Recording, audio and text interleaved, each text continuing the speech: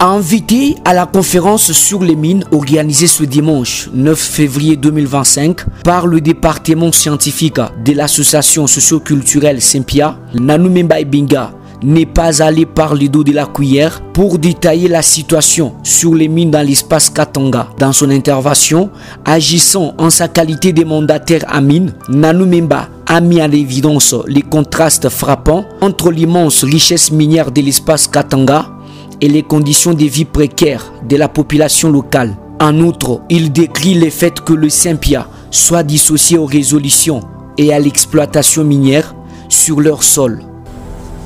Comme je l'ai dit en prélude, nous vivons au Haut-Katanga, province minière. Nous n'avons jamais été associés ni à l'exploitation minière, ni aux lois minières, ni même aux résolutions minières. Comme le dit les aînés, et nous le confirmons, nous aînés, ils ne peuvent pas parler du Haut-Katanga sans nous servir. D'accord? Nous sommes primo sur le Copapet, nous sommes sous le sol Lambalande et nous sommes en chair de cuivre.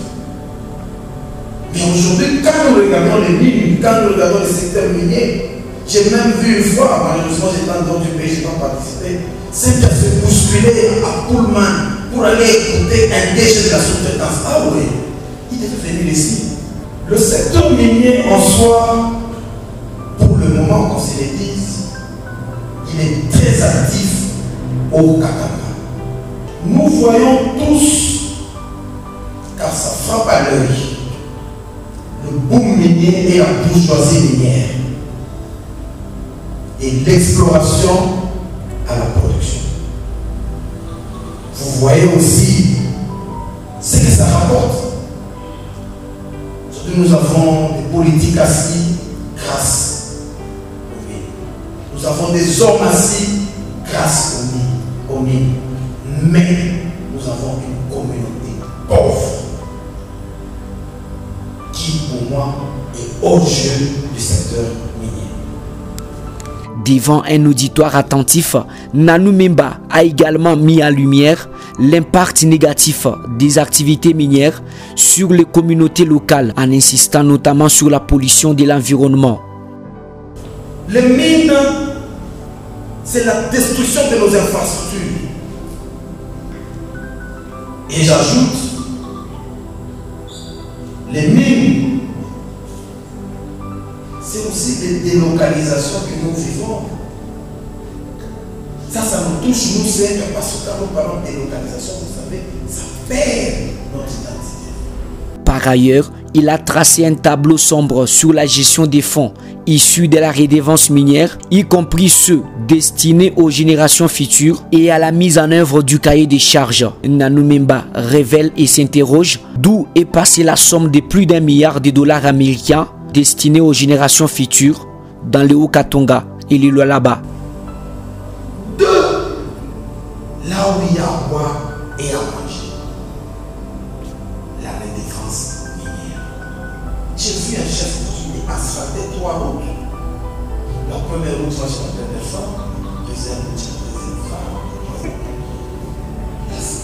C'est ça le développement. Pour moi, la redevance minière doit être investie dans la production d'énergie, par exemple. Le fonds minier qui dit le code minier, c'est un fonds alloué aux générations futures. Je ne vous incite pas ou je ne vous pousse pas, mais notez-le. Et que les caméras me filment. Rien que pour le Haut-Katanga et le Lualaba, nous sommes à 1,33 milliard de dollars. 1 milliard. C'est dans la caisse. On va vous dire, quid? Où est cet argent? Comment taillez-nous cet argent? Des générations futures, vous êtes créés comme ça. Avant la chair, la pêche, ils trouveront de tout, ils trouveront tout. Qu'est-ce que ces gens-là diront de nous. Son intervention met en lumière un problème persistant en RDC, l'exploitation des ressources naturelles sans retombées significatives pour les populations locales. Face à cette situation préoccupante, il a exhorté la jeunesse à prendre conscience de ses droits et à revendiquer une gestion plus transparente et équitable des ressources minières au bénéfice des populations.